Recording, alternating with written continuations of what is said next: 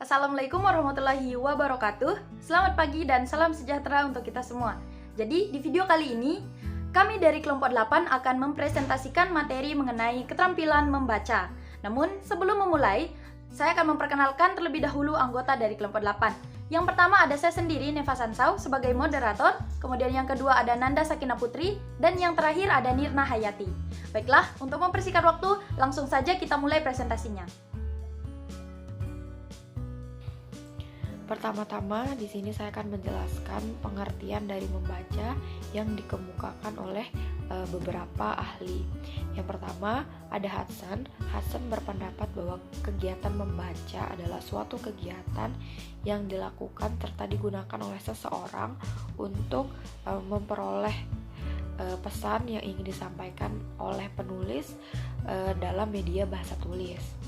Lalu yang kedua, selain Hudson, ada Anderson yang berpendapat bahwa kegiatan membaca yaitu suatu proses mencocokkan huruf-huruf serta melafalkan lambang-lambang bahasa tulis. Dan yang terakhir, ada Thorndike. Ia berpendapat bahwa membaca adalah kegiatan proses berpikir atau bernalar. Jadi, di sini saya akan menjelaskan tentang dua materi. Yang pertama ada jenis-jenis dalam membaca, kemudian yang kedua ada teknik dalam membaca. Yang pertama adalah jenis-jenis membaca. Nah, jenis-jenis membaca dibagi menjadi 3 macam. Yang pertama ada membaca nyaring, kemudian yang kedua ada membaca ekstensif, dan yang ketiga ada membaca intensif. Membaca nyaring. Menurut pengertian Tarigan, membaca nyaring adalah suatu kegiatan yang merupakan alat bagi guru, murid, ataupun pembaca lainnya bersama-sama dengan orang lain atau pendengar dalam berusaha untuk memahami dan menangkap informasi, pikiran, dan perasaan dari sang pengarang. Jadi dapat kita simpulkan bahwa membaca itu adalah proses melisankan tulisan dengan memperhatikan suara, intonasi, dan tekanan secara tepat, tentunya dengan diikuti oleh pemahaman makna bacaan dari si pembaca. Kemudian yang kedua ada membaca ekstensif. Nah, membaca ekstensif ini adalah membaca secara luas dengan bahan bacaan yang bermacam-macam dan waktu yang relatif singkat. Jadi maksudnya itu adalah kita akan mengetahui gambaran umum dari bahan bacaan yang kita baca. Nah, membaca ekstensif ini dibagi menjadi 3 hal. Yang pertama ada membaca survei, kemudian yang kedua ada membaca sekilas atau skimming, dan yang ketiga ada membaca dangkal. Jadi membaca survei itu adalah seperti yang saya jelaskan tadi, kita akan mengetahui gambaran umum dan ruang lingkup dari bahan bacaan yang kita baca. Contohnya itu seperti melihat judul pada buku, melihat pengarangnya, kemudian melihat daftar isinya, dan lain sebagainya. Kemudian yang kedua ada membaca sekilas atau skimming. Jadi membaca sekilas ini adalah membaca dengan cepat. Nah, dengan membaca dengan cepat kita bisa mendapatkan informasi dengan cepat juga. Kemudian yang ketiga ada membaca dangkal. Nah, membaca dangkal ini adalah kegiatan untuk memuaskan diri sendiri. Maksudnya itu adalah tujuannya untuk suatu kesenangan. Nah, contohnya itu seperti membaca komik, membaca cerpen, dan lain sebagainya. Kemudian jenis yang ketiga ada membaca intensif. Nah, membaca intensif ini adalah membaca secara teliti dan seksama. Jadi di sini kita memperhatikan seluruhnya dengan fokus dan dengan intensif. Materi selanjutnya adalah teknik dalam membaca. Jadi untuk melatih keterampilan membaca, kita perlu memahami beberapa teknik. Nah, di sini kita bisa menggunakan 3 teknik berikut. Yang pertama ada teknik SQ3R, kemudian teknik skimming, dan yang terakhir teknik scanning. Jadi yang pertama ada teknik SQ3R. Apa itu? Nah, SQ3R ini terdiri dari 5 langkah. Yang pertama adalah survey, kemudian yang kedua ada question, read, recite atau recall, dan review. Jadi di tahap survei ini kita mengenal terlebih dahulu bahan bacaan yang kita baca sebelum membacanya secara lengkap, seperti memperhatikan judul, kemudian pengarangnya siapa, dan lain sebagainya. Kemudian yang kedua adalah question. Setelah melihat judul dari buku yang akan kita baca, maka di sana akan timbul pertanyaan. Di sini kita bisa menerapkan metode 5W1H. Kemudian yang ketiga ada R, yaitu read. Di di sini adalah teknik membaca. Jadi di sini kita akan mulai fokus untuk mencari jawaban dari question tadi. Yang keempat ada recite atau recall. Nah, di sini teknik ini fungsinya itu untuk memperkuat perolehan yang kita dapat dari kegiatan sebelumnya, yaitu di sini kita bisa menyiapkan beberapa catatan kecil, yaitu kita bisa mencatat bagian yang penting-penting saja dari apa yang sudah kita baca sebelumnya. Tujuannya adalah agar kita dapat mengingat dan tidak mudah melupakan apa yang sudah kita dapatkan. Kemudian yang terakhir ada review. Nah, review ini bisa kita katakan sebagai meringkas. Nah, kita bisa melihat dari awal hingga akhir dan mengingat kembali bagian-bagian yang menurut kita penting di sana. Jadi di sini mereview ini adalah tujuannya agar membantu daya ingat pembaca, kemudian memperluas atau memperkokoh apa yang sudah dibaca dari buku tersebut atau bahan bacaan tersebut. Kemudian teknik yang kedua ada teknik skimming. Nah, teknik skimming ini adalah teknik untuk mengambil intisari atau yang penting-penting saja. Jadi langsung kepada bagian yang penting saja. Kemudian yang terakhir ada teknik scanning. Nah, teknik ini adalah teknik yang paling mudah dan paling simpel. Contohnya itu seperti mencari nomor di telepon, kemudian mencari arti kata di kamus, mencari acara TV di acara siaran di TV. Nah, seperti itu. Jadi, teknik scanning ini adalah langsung kepada masalahnya atau kepada objeknya tanpa basa-basi melihat informasi yang lain. Mungkin sekian yang dapat saya sampaikan. Sekarang saya akan kembalikan kepada pemateri selanjutnya. Baik, selanjutnya saya akan menjelaskan faktor-faktor yang memengaruhi tingkat kemampuan membaca seseorang. Jadi yang pertama ada faktor kognitif. Faktor kognitif ini berkaitan dengan pengetahuan, pengalaman, serta tingkat kecerdasan atau kemampuan berpikir seseorang. Lalu yang kedua ada faktor afektif. Nah, faktor afektif ini berkaitan dengan kondisi emosional, lalu sikap, situasi dan kondisi yang dialami seseorang tersebut.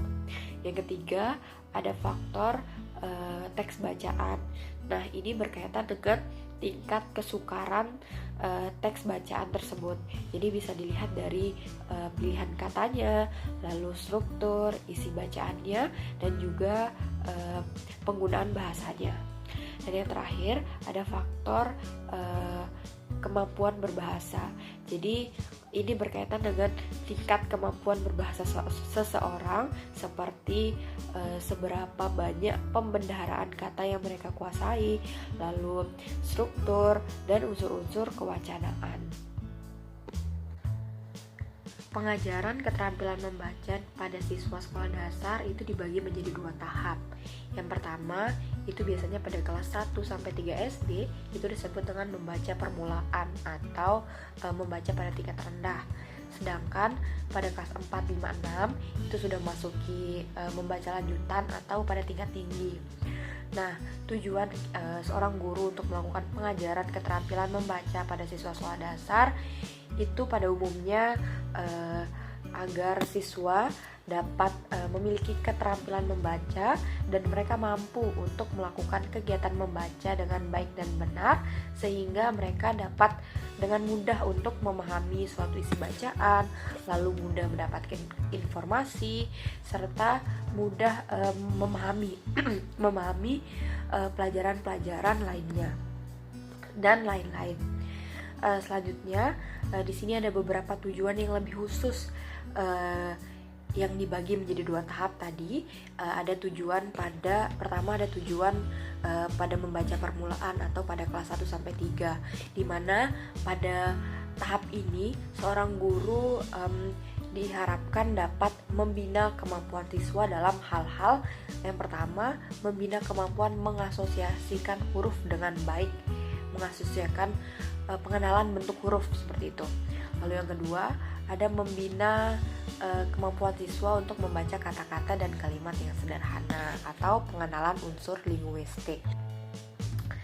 Selanjutnya setelah tahap membaca permulaan memasuki kelas 4, 5, 6 itu sudah guru dituntut untuk dapat memberikan pengajaran keterampilan membaca yang sifatnya atau yang bersifat pemahaman atau comprehension skills, yang dimana di sini mencakup beberapa aspek. Yang pertama, siswa ini diminta untuk memahami pengertian sederhana. Jadi tujuannya itu membuat siswa mampu memahami pengertian sederhana dari suatu bacaan. Lalu yang kedua, dapat memahami signifikansi atau makna dari suatu bacaan yang lebih signifikan. Lalu yang ketiga, tujuannya itu membuat siswa dapat mengevaluasi atau memberikan penilaian dari isi bacaan yang telah mereka baca. Lalu yang keempat, di mana siswa dapat atau mampu dilatih atau diasah kecepatan membacanya agar fleksibel dan sesuai dengan keadaannya. Materi selanjutnya yaitu mengenai metode dalam pengajaran keterampilan membaca. Ada beberapa metode yang pernah dikembangkan untuk meningkatkan keterampilan serta kecepatan membaca, yaitu diantaranya yang pertama metode kosakata, di mana metode ini mengembangkan perhatian pada aspek perbendaharaan kata seorang pembaca. Prinsip dari metode kosakata ini yaitu latihan meningkatkan dan menambah kosakata baru dengan jumlah yang banyak. Jadi sudah jelas dalam metode ini bahwa semakin besar dan semakin banyak perbendaharaan kata, maka semakin baik pula keterampilan seseorang dalam membaca. Kemudian yang kedua yaitu metode motivasi atau minat, di mana metode ini dilakukan dengan cara memotivasi seseorang dengan berbagai rangsangan bacaan yang menarik sehingga diharapkan muncul minat serta kebiasaan membaca yang tinggi dan pemahaman bacaan serta kecepatan membacanya. Kemudian yang ketiga yaitu metode bantuan alat, di mana di sini metode ini membantu pembaca dalam membaca seperti melihat baris-baris bacaan. Gerak mata seorang pembaca dipercepat dengan bantuan alat yang berupa ujung pensil, ujung jari, atau alat penunjuk khusus dari kayu. Jadi di sini kecepatan mata mengikuti kecepatan gerak alat. Kemudian yang terakhir yaitu metode gerak mata, di mana metode ini mengembangkan kecepatan membaca dengan meningkatkan kecepatan gerak mata. Karena kecepatan pembaca itu sendiri berarti kecepatan gerak mata dalam menyelusuri unit-unit bahasa. Selanjutnya media. Apa itu media pembelajaran dalam membaca? Jadi pada dasarnya media pembelajaran merupakan alat bantu yang dapat mempermudah pembelajaran, dan media yang dipilih sebaiknya memenuhi beberapa kriteria. Di sini kriteria yang dimaksud yaitu seperti fungsional, tersedia, mudah dijangkau, dan juga menarik. Dalam pembelajaran membaca, media pembelajaran dapat berupa gambar seperti peta, grafik, tabel, dan lain sebagainya. Dapat juga berupa film asing, teks bacaan sastra, dan non-sastra. Fungsi dari media ini yaitu untuk memperjelas pemahaman siswa mengenai informasi yang didapat dari membaca. Materi selanjutnya yaitu upaya dalam meningkatkan keterampilan membaca. Di sekolah, seorang guru harus dapat membantu dan membimbing para siswanya dalam meningkatkan keterampilan membaca. Menurut Supriyadi, usaha yang dapat dilakukan seorang guru dalam meningkatkan keterampilan membaca yaitu antara lain yang pertama, guru dapat menolong para pelajar atau siswa dalam memperkaya kosakata mereka dengan jalan memperkenalkan sinonim kata-kata, antonim kata-kata, kata-kata yang berdasar sama. Kemudian memperkenalkan imbuhan yang mencakup awalan, sisipan, dan akhiran. Kemudian mengira-ngira atau menerka makna kata-kata dari konteks atau hubungan kalimat, dan jika perlu menjelaskan arti sesuatu kata abstrak dengan mempergunakan bahasa daerah. Kemudian usaha yang kedua yaitu guru dapat membantu para siswa untuk memahami maksud, struktur kata, kalimat, dan sebagainya dengan cara-cara yang telah saya jelaskan tadi. disertai dengan latihan seperlunya. Kemudian usaha yang ketiga yaitu guru dapat menjelaskan mengenai pengertian kiasan, ungkapan, dan sebagainya.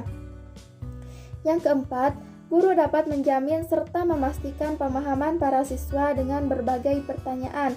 Kemudian usaha yang kelima yaitu guru dapat meningkatkan kecepatan membaca para siswanya dengan cara jika siswa disuruh membaca, maka seorang guru mengukur waktu membacanya.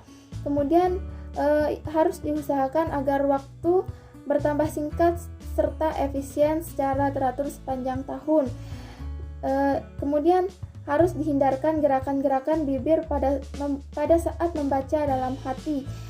Hal itu tidak baik dan tidak perlu dilakukan para siswa. Kemudian harus dijelaskan tujuan khusus dari membaca. Mereka harus dapat menemukan jawaban dari beberapa pertanyaan atau beberapa kata serta ide dalam bacaan tersebut. Nah, sekian penyampaian materi dari kelompok 8. Mohon maaf apabila terdapat kekurangan dan kesalahan. Sekian, wabillahi taufiq wal hidayah. Wassalamualaikum warahmatullahi wabarakatuh.